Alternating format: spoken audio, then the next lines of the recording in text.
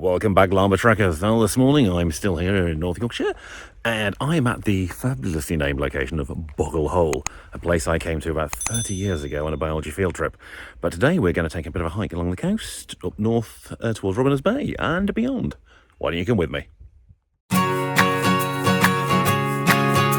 This walk starts at Boggle Hole and ends up at Sandsend, North Yorkshire. From the Boggle Hole car park, I head northeast along the road before turning at the youth hostel to climb up the many steps onto the cliff. I then head north along this cliff top for a mile or so before descending into quirky Robin Hood's Bay. I emerge on the north edge of town to pick up a clifftop route once more. For the next few miles, it's a case of a little bit up and then a little bit down and repeat, while meeting the odd few hikers along the way. Descending a little after passing a lighthouse, it's time for me to walk alongside Saltwick Bay and Black Nab, and then through the adjacent caravan holiday park. Ahead is my route around the fringes of Whitby Abbey, and then a descent down the nearby 199 steps into the bustling holiday destination. Crossing the bridge, I move through the tourist, climbing back up onto the west cliffs, and then head westward alongside the seafront. Then, after I pass alongside the Whitby Golf Club, I divert off the coastal path and onto the beach, taking the last mile or so across the sands until I reach my destination of Sandsend. I am joined this morning very quietly in the background by Mrs. Llama, who will be walking along with me for the first few miles, mainly because she fancies a visit to Robin Hood's Bay, and the parking's far better down here than trying to get into that fabulous place. Oh, look at that. The Boggle Hole car park. Ooh. Yeah, bring back some memories. But we're basically down this road to the coast. Well, the view's worth it, but the climb up the cliff face from Boggle Hole, yeah, that was a challenge my legs aren't fully woken up. But still, onto a nice cliff top path now, and towards Robiners Bay. And somewhere else I've not really been in 30 years.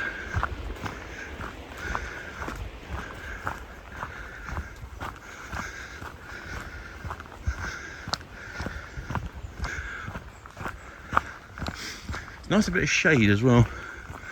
The stretch I did the other day from Redcar, nothing like this kind of tree cover.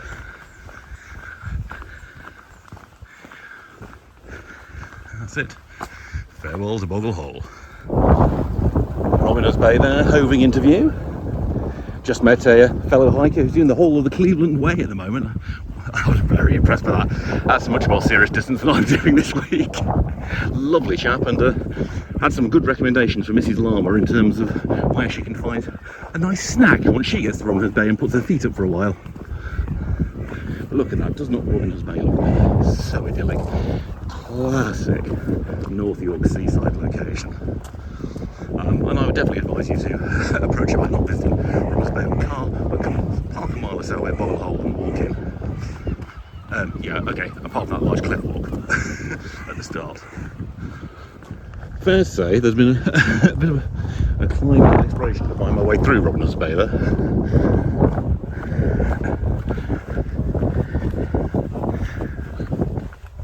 But also on the plus side of navigating its tricky streets, I've at least come out the far side and have picked up the path again, which is the Cleveland Way. Which this leads to. I have of course also lost Mrs. Llama, who's after a mile or so, it's called that's more than enough walking for her for a day, and she's going to wander around Robiners Bay for a while. Well, I will venture on up the coast, up the cliffs, towards Whitby.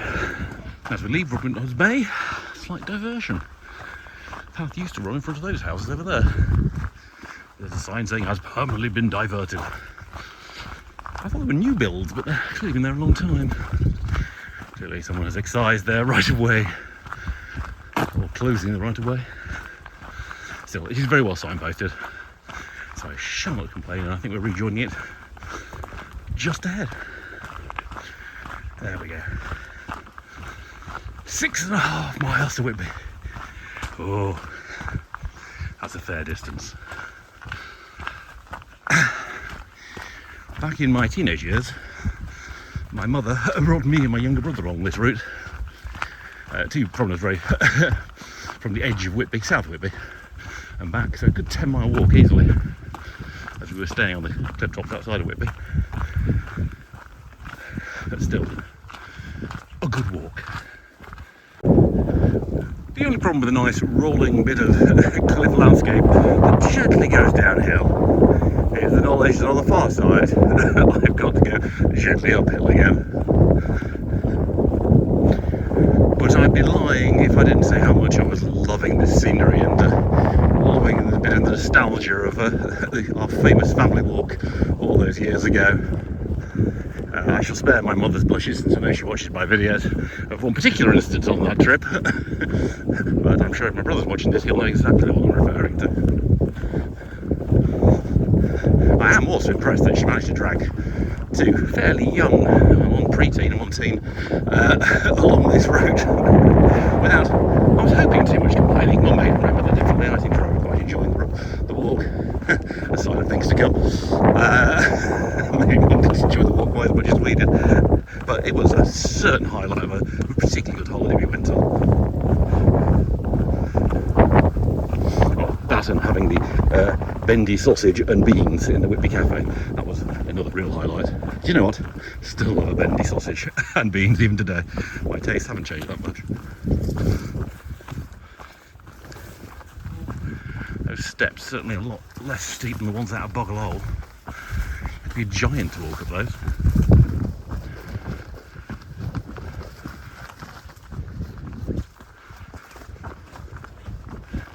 Oh, okay, that slope's not too bad.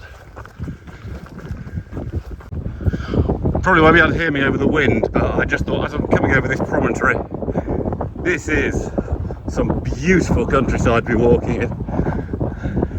And I have to say, the bit I did the other day, this is, I'm afraid, better.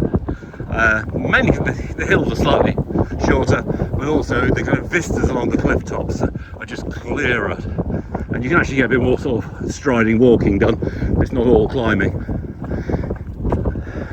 And I am continuing to meet some nice friendly hikers along the way, of all ages. So nice to just exchange a few pleasantries with them as well.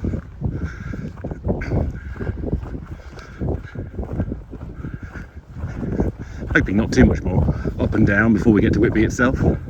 But Whitby is still 4 miles away, so everything can change between here and then. Just met a most lovely group of more mature hikers heading the other way. We passed each other at some very stony steps, all of us agreeing that definitely going down steps like that is far more precarious than going up them. Although going up them is always a bit of a challenge as well, particularly if it's a long one. It is noticeable that there are more hikers along this route than the route I did the other day. That's probably because the Whitby's Robin Hood's baby is very attractive. I'll be interested once I get beyond Whitby if I'll still be meeting quite so many hikers, or will I much more dog walkers and very casual walkers.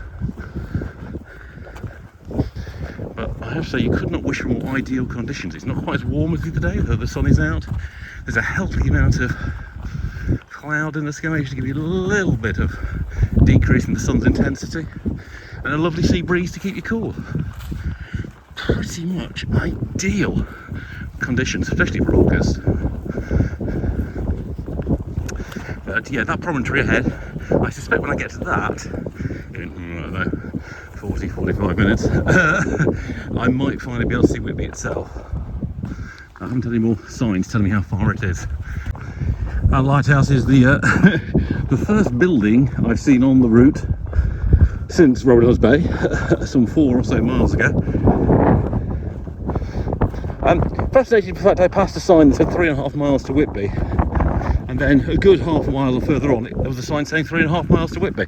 So I'm not sure if the the route loops in time and space, or someone's got carried away putting the signs up in the wrong places.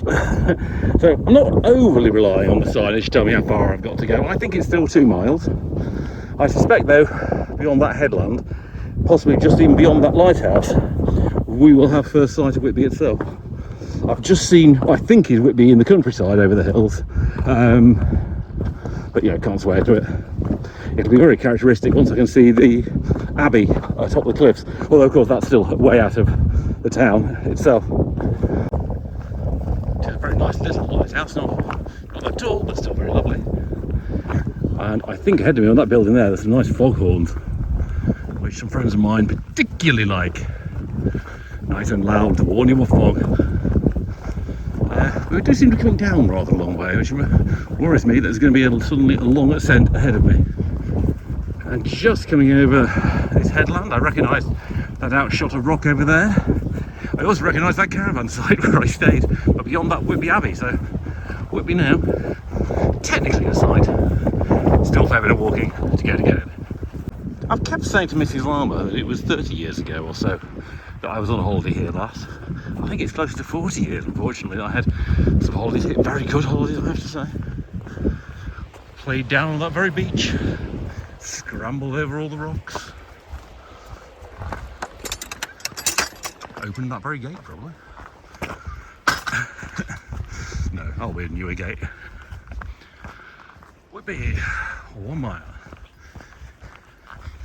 It's noticeable in the last half hour, met a lot more walkers heading for Robiners Bay. I have to say, I don't think all of them are going to make it there, given some of them were not carrying any water or supplies and were dressed in flip-flops. Good luck to them. Well, pretty good. I had to walk right through the caravan park, which has grown quite a bit in 40 years. And now we get to take this lovely route along here, which is more densely populated with walkers, obviously. Goes right round the edge of the Abbey, and then we descend down to Whitby itself. Whether you love an old ruin or not, and I love an old ruin. That's pretty cool. But there ahead of us is Whitby, and over there is the next cliff we're going to climb up after Whitby. But you know, holding out hope that I'll pass some shops hopefully on this way. Though I have just remembered ahead of me there are a lot of steps down.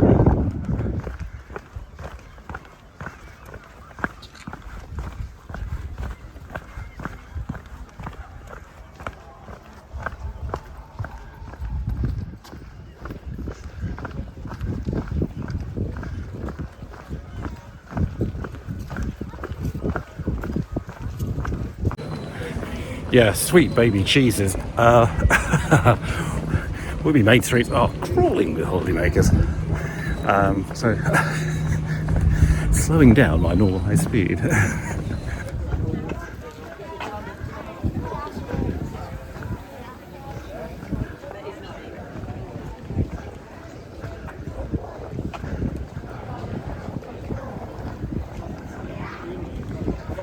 Nothing else that gives you an idea of my relative velocity compared to most people walking around here.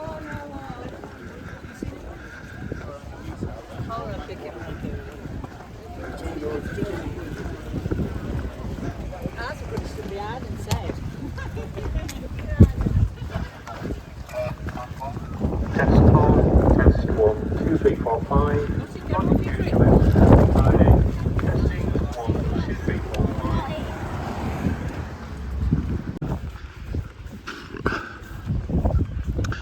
Once you're beyond the grockle-infested centre of Whitby, though, it's really quite pleasant. I mean, I'm not much more than half a mile from the centre now, and you can just see there's hardly anyone around. Which means, you know, it's easy for me to pick up the Cleveland Way, as I have done again, and head on out of the town and back towards some more imposing cliffs. Again, we're going down hillside at the moment, which makes me think there's going to be a very solid uphill again in a few moments. Now, for the choice here, the official route goes inland. But I'm thinking, given my next port of call is Sandsend, which I can actually see along the beach, I'm going to have a little look down here to see if it's actually navigable along the beach itself. Now, it might not be possible, but I thought it's worth a try. I was also surprised to actually see Sandsend was in sight so soon after Whitby. But then I promised Mrs. Llama today I would do a shorter walk than I did the other day, so she could have some more time to do some things this afternoon. possibly involving another walk down to a church she wants to go and visit. So yeah, so actually not that much still to go. It's looking promising. I can see people on the beach. So here goes nothing. Oh well, there's plenty of beach. Now, is there a hard beach to walk on? That's a different question. But given there's other people ahead of me, that says to me I'm not going to get trapped out here. However, you see on the local news, llama underwater. That was me. But ahead of us, that is Sandsend, and that is my target for today.